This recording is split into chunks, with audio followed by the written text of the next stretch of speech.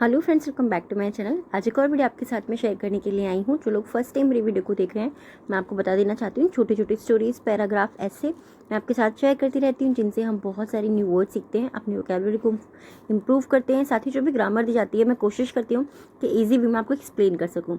So yes, आज हमारा topic होने वाला है अ स्ट्रीट फाइट के ऊपर, या फिर आप एक स्ट्रीट क्वेरल भी बोल सकते हैं, क्योंकि फाइट और क्वेरल का मीनिंग सेम होता है। और ये जो टॉपिक है ना, ये बहुत ही इंपॉर्टेंट है, क्योंकि इसके अंदर हम प्रेजेंट टेंस जो होता है हमारा, उसके सभी सेंटेंसेस को, जो भी उसके अंदर 4 मेन सेंटेंसेस आते हैं उनको, और पास्ट टेंस में जो भी हमारे यूज़ होते हैं उनको बहुत ही डिटेल में सीख सकते हैं, क्योंकि काफ़ी सारे सेंटेंस जो होते हैं प्रेजेंट के और पास्ट के इसके अंदर आए हैं। स्टार्ट करते हैं रीडिंग और देखते हैं क्या है इसके अंदर। Street quarrels are very common in every village and town. Street यानी कि सड़क की, क्वेरल्स यानी कि झगड़े, ठीक है। आर मीन्स है वेरी कॉमन, बहुत सामान्य है, या फिर आप बोल सकते हो बहुत आम है। हम बोलते हैं ना कि आम सी बातें ये तो हर जगह होते थे, सेम उसी वे में। इन एवरी विलेज, इन मीन्स में एवरी मतलब हर एक, विलेज मीन्स गांव, एंड टाउन और नगर में, ठीक है। सड़क के झगड़े या सड़क पर होने वाले झगड़े हर गांव में या फिर नगर में बहुत सामान्य है, सिंपली या फिर बहुत आम है। सिंपली इस तरीके से आप इस सेंटेंस को बोल सकते हो। प्रेजेंट का ये सिंपल सेंटेंस है। देयर कॉजेज, देयर मीन्स उनके, कॉजेज मीन्स कारण, आर स्मॉल, आर मीन्स है स्मॉल मीन्स छोटे, उनके जो कारण हैं वो छोटे हैं। बट देयर रिजल्ट्स, लेकिन उनके जो रिजल्ट्स हैं, जो उनके परिणाम हैं, are very serious, are means है, वेरी मीन्स बहुत, सीरियस यानी कि गंभीर। तो देयर कॉजेज आर स्मॉल, उनके कारण छोटे हैं, but their results are very serious, पर उनके परिणाम जो हैं वो बड़े हैं या फिर गंभीर हैं, ठीक है। ये चीज़ क्या है, ये अभी तक हमारा सेंटेंस कौन से वाले चल रहे हैं, सिंपली हमारा प्रेजेंट का सिंपल सेंटेंस जो होता है वो है। इट वॉज संडे, यह संडे था या संडे का दिन था, ठीक है।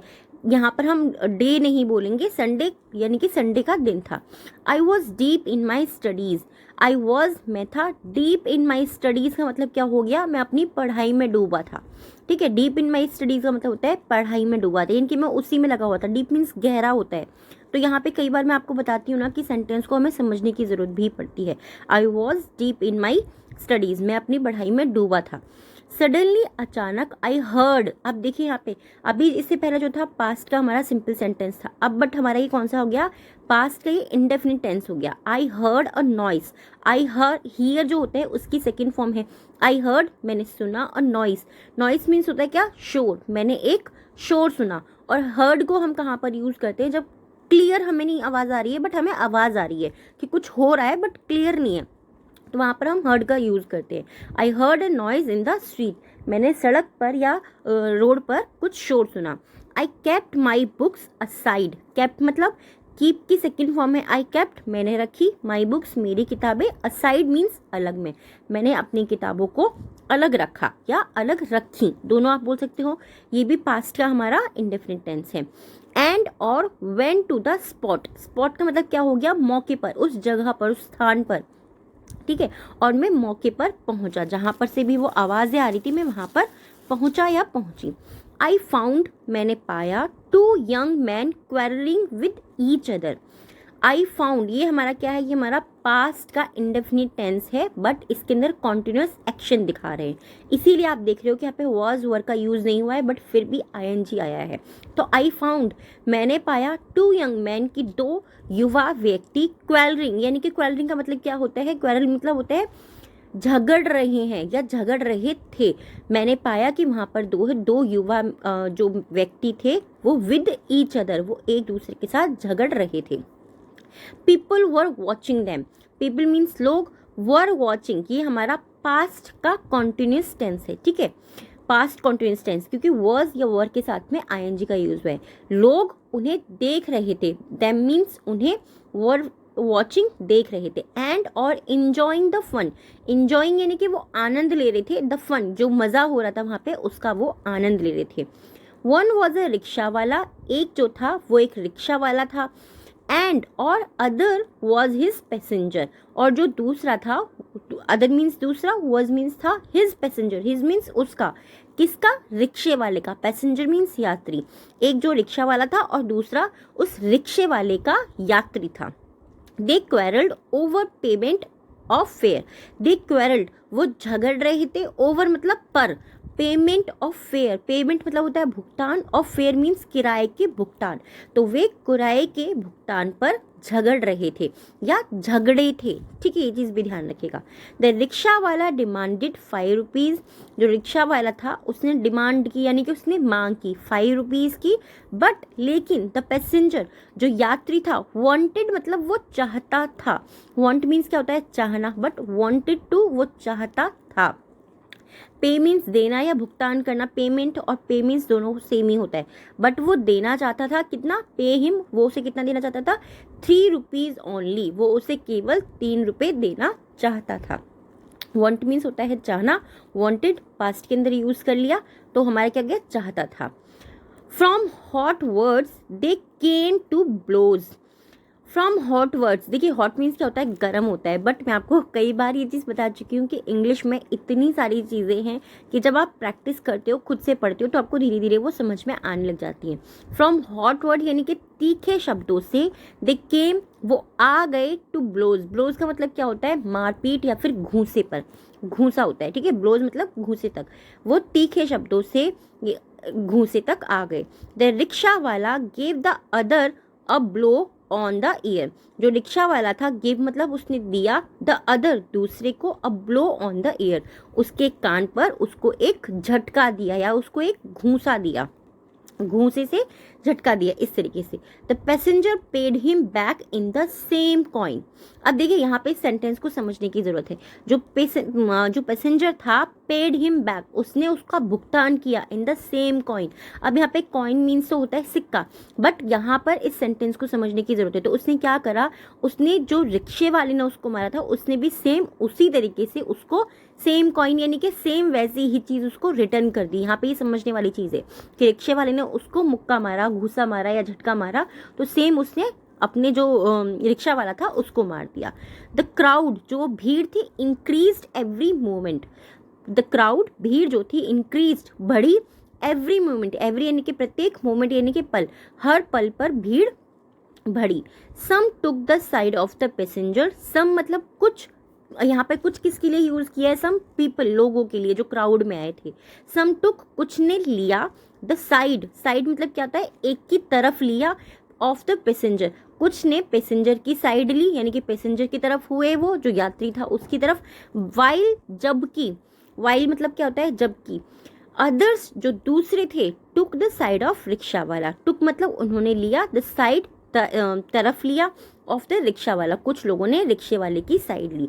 तो यहाँ पे क्या हो गया, जो भीड़ में जो लोग आए थे, कुछ ने पैसेंजर की साइड ली और कुछ ने रिक्शे वाले की साइड ली। बट नोबडी पार्टेड देम, लेकिन नोबडी यानी कि कोई नहीं, पार्टेड मतलब क्या होता है अलग करना, लेकिन किसी ने उन्हें अलग नहीं किया। ये अभी भी आप देख रहे हो कि हमारा कौन सा सेंटेंस चल रहा है, पास्ट का ही, पास्ट इंडिफरेंट टेंस चल रहा है। Their shirts got torn, their shirts उनकी जो शर्ट थी, गॉट टॉर्न, टॉर्न मतलब क्या होता है फटना, ठीक है, उनकी शर्ट्स फट गई, ये भी हमारा पास्ट का ही सेंटेंस है, past indifferent tense. Their noses were bleeding, अब ये हमारा है past continuous tense. Their noses यानी कि उनकी जो नाक थी, वर ब्लीडिंग, वर मीन्स थी, ब्लीडिंग यानी कि खून बह रहा था, उनकी नाक से खून बह रहा था।